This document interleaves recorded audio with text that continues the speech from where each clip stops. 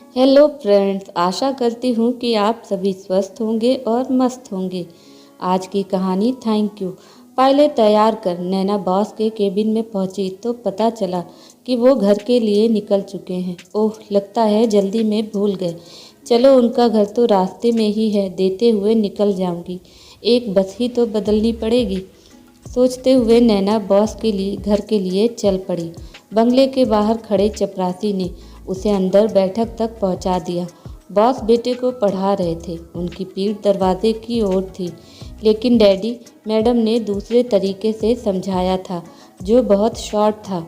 दूसरा कोई तरीका नहीं है, इसी तरह से होगा। काफ़ी देर तक दोनों की बहस सुनने के बाद नैना से रहा न गया। सर, बच्चा ठीक कह रहा है। पलक झपकते ही नैना ने सवाल हल कर दिया। हाँ, मैडम ने इसी तरह से समझाया था। ओजस खुशी से उछल पड़ा। अच्छा, अब अपने कमरे में जाकर बाकी का होमवर्क कर लो, मुझे कुछ काम है। आप यहाँ। प्रदीप ने डैडी से बॉस की तरफ भूमिका इख्तियार कर ली। फाइलें पूरी हो गई थी। मुझे लगा अर्जेंट है तो घर देने आ गई। ओह हाँ, मैं तो भूल ही गया था। फाइलें चेक करवाकर नैना जाने लगी तो प्रदीप बोल उठे, मैथ्स अच्छी है आपकी। Thank you. यहाँ से पहले मैं स्कूल में पढ़ाती थी तो मैथ्स ही पढ़ाती थी, और विषय भी पढ़ाती थी, पर मैथ्स के लिए बच्चे मुझे आज तक याद करते हैं। प्रशंसा से उत्साहित होकर बोलते समय नैना ने ये नहीं सोचा था कि ये आत्म प्रशंसा उसे कितनी भारी पड़ेगी। ठीक है, कल से आप ओजस को 1 घंटे मैथ्स पढ़ा दिया करें। ऑफिस के बाद मेरे साथ ही आ जाना। बाद में ड्राइवर आपको घर छोड़ देगा। पर सर, मेरे पास तो इतना वक्त। नैना फंस गई थी। आप जो फीस लेंगी मुझे मंजूर है। दरअसल पढ़ाई छोड़े इतना वक्त हो गया है, फिर वैसे ही ऑफिस के इतने सारे झमेले, उस पर घर आने के बाद भी चैन नहीं। अंदर कदम रखते ही शिकायतों का पुलिंदा। प्रदीप को लगा कि वो आवेश में कुछ ज़्यादा ही बोल गया है, इसलिए उसने बीच में ही अपनी बात रोक दी। तो कल आप तैयार रहना। नैना के पास स्वीकृति में गर्दन हिलाने के अलावा कोई चारा न था, लेकिन कमरे में पहुंचते ही वो अपनी रूममेट स्वाति के सम्मुख बिफर पड़ी। स्वाति ने उसे समझाया कि बॉस से बनाकर चलने में ही समझदारी है, जब तक कि वो उसके साथ कोई गलत हरकत ना करे। मुंह नोच लूँगी यदि उसने ऐसा कुछ किया तो। देर तक नैना बड़बड़ाती रही और स्वाति उसे शांत कराती रही। घर से दूर इस घर में दोनों ही एक दूसरे का सहारा थी। 4 दिन चले इस घटनाक्रम में नैना के बॉस का घर खाका काफ़ी स्पष्ट हो गया था। बॉस की पत्नी भावना काफ़ी अहंकारी स्वभाव की महिला थी। हर वक्त उनकी त्योरियां चढ़ी रहती। मुस्कुराना तो शायद उन्होंने सीखा ही नहीं था। नैना जैसी सुंदर युवती का रोज पति के संग घर आना जाना उन्हें फूटी आँख नहीं सुहा रहा था। बॉस प्रदीप उसे ज़रा पलायनवादी प्रवृत्ति के लगे। घर बीवी से निर्लिप्त वे स्वयं को ज़्यादा से ज़्यादा देर ऑफिस की फाइलों में डुबाए रखते थे। हाँ, 10 वर्षीय ओजस न केवल पढ़ाई में अच्छा था, वरन अन्य गतिविधियों में भी रुचि रखता था और नैना से इस बारे में विचार विमर्श भी करता रहता था। घर के उबाऊ उखड़े वातावरण में निर्लिप्त वो भी अपनी पढ़ाई, खेलकूद, कंप्यूटर आदि में ही मस्त रहता था। नैना की उससे अच्छी छनने लगी थी, लेकिन चौथे दिन ही भावना मैडम ने उसे अल्टीमेटम पकड़ा दिया। शाम को ओजस के खेलने का समय होता है, आप दिन में आकर पढ़ा दिया करें। लेकिन दिन में मैं ऑफिस में रहती हूँ, वो मैं प्रदीप से बात कर लूँगी। नैना के सम्मुख फिर गर्दन हिलाने के अलावा कोई चारा न था। घर आकर स्वाति के सम्मुख खींच निकालने के अतिरिक्त वो कुछ और कर भी नहीं पाई। उस दिन मैडम का मूड काफ़ी अच्छा था। कल ओजस का जन्मदिन है, आप पढ़ाने के बाद यहीं रुक जाना। पार्टी के बाद ड्राइवर आपको आपके घर छोड़ आएगा। नैना का मन हुआ कि मना कर दे, लेकिन एक तो ओजस का आग्रह और फिर पहली बार मैडम की कृपा दृष्टि, वो इनकार नहीं कर पाई। खूब सारे चॉकलेट्स और गेम की सीडी पाकर ओजस खुशी से उछल पड़ा। वो कंप्यूटर पर मस्त हो गया और नैना मैडम के पास रसोई में चली गई। वैसे तो घर में ढेरों नौकर थे, लेकिन कुछ विशेष व्यंजन बनाने में और बैठक को सजाने में नैना ने पूरा सहयोग दिया। भावना उससे बहुत खुश हुई। पार्टी में भी उसने आगंतुकों के सामने नैना की दिल खोल कर तारीफ की। प्रदीप और भावना बड़े प्रेम और आदर से मेहमानों का आदर सत्कार कर रहे थे। उन्हें देखकर कोई भी ये सोच नहीं सकता कि इतना आदर्श नज़र आने वाला ये जोड़ा साधारणता एक दूसरे से बात करना भी पसंद नहीं करता। देर रात तक नैना स्वाति की पार्टी की बातें ही बताती रही। दोनों दिल के बुरे नहीं हैं, फिर पता नहीं क्यों एक दूसरे से इतना खिंचे रहते हैं। जब हमारी शादी होगी तब सब समझ में आ जाएगा।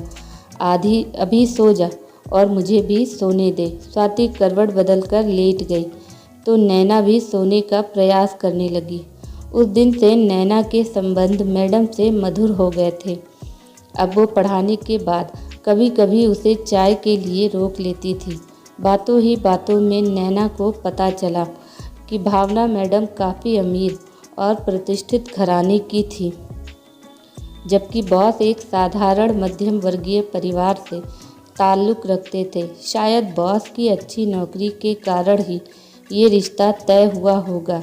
नैना ने कयास लगाया। उस दिन नैना ओजस को पढ़ाने पहुंची तो पता चला वो स्कूल से लौटा ही नहीं था। वार्षिकोत्सव की तैयारी के कारण स्कूल की छुट्टी देरी से होने लगी थी। नैना लौटने लगी तो भावना ने उसे रोक लिया। अब आई हो तो कुछ देर मेरे पास बैठ जाओ, वैसे भी आज मेरी तबीयत ठीक नहीं है। नैना ने भावना की नब्ज़ छुई तो उन्हें बहुत तेज़ बुखार था।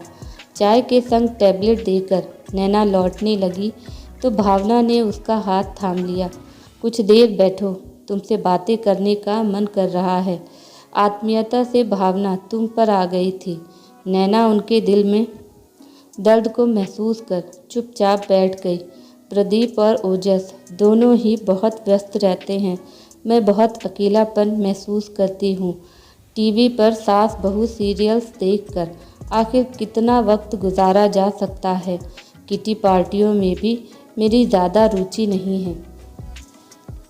सच कहूँ तो अभिजात्य परिवार से होते हुए भी मुझे उस तरह की कोई लत नहीं है। फिर तो आपका और सर का नेचर एक जैसा है। वो भी तड़क भड़क से दूर, शांत सीधे साधे हैं। नैना ने अपना मत रखा। काफ़ी जान गई हो अपने सर के स्वभाव के बारे में। अच्छा, तुमने कभी किसी से प्यार किया है? ये क्या सवाल है।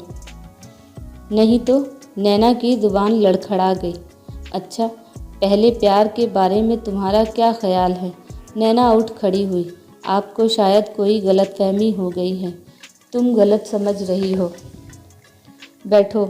मैं ये जानना चाह रही थी कि क्या इंसान कभी अपने पहले प्यार को भुला सकता है कि नहीं? क्या प्रदीप उस टीचर को कभी भुला पाएंगे? कौन टीचर? नैना को बात कुछ समझ आने लगी थी तो उसके प्रति दूरी बरतने के पीछे मैडम के मन का ये पूर्वाग्रह था।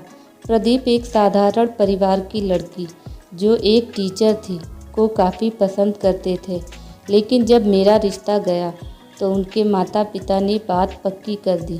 प्रदीप जानते थे कि उस टीचर से शादी के लिए उनके माता पिता कभी नहीं मना पाएंगे, इसलिए बुझे मन से उन्होंने हाँ कर दी।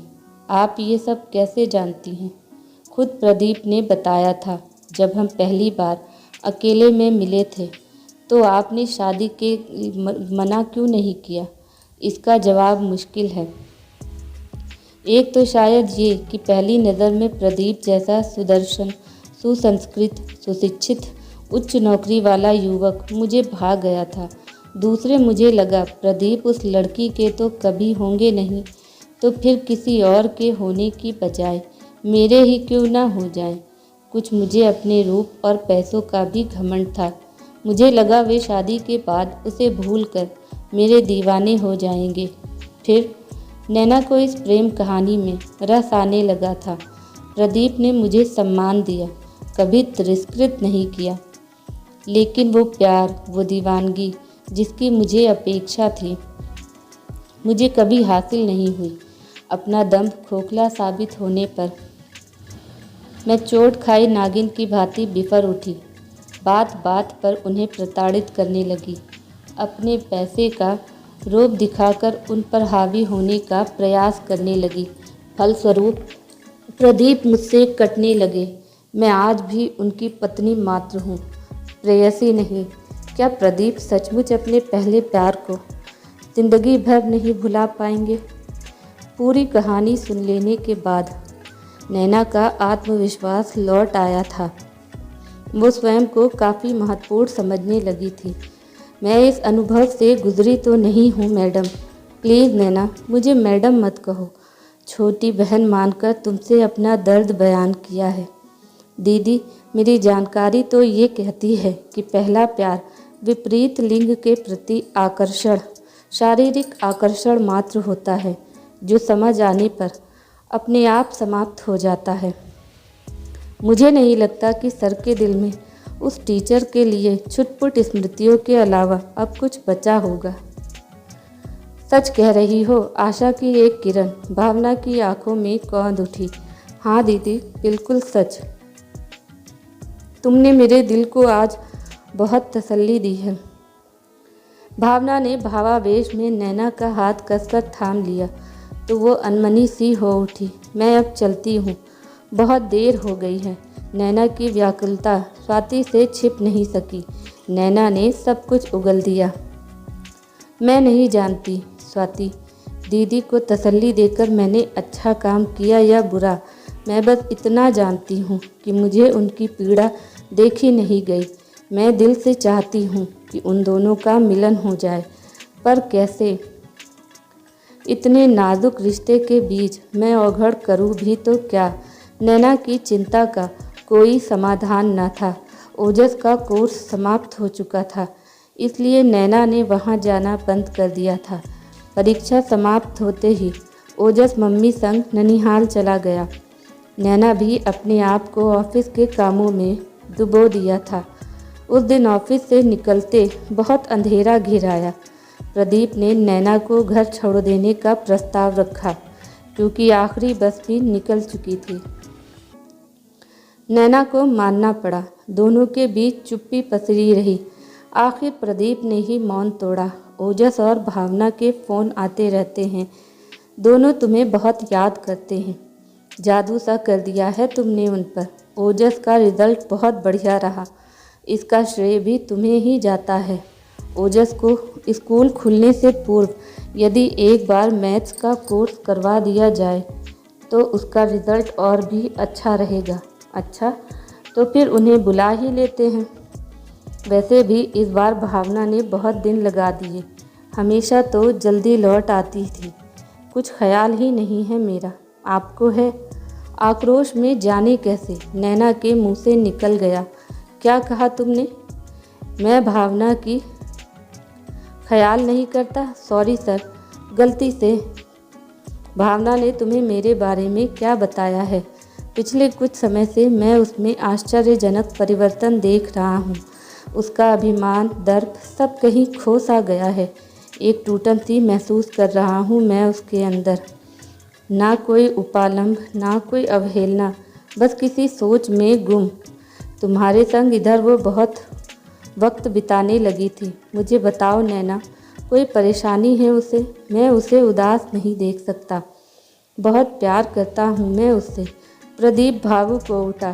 तो फिर वो टीचर? नैना से रहा नहीं गया। कौन? शायद तुम मोना की बात कर रही हो।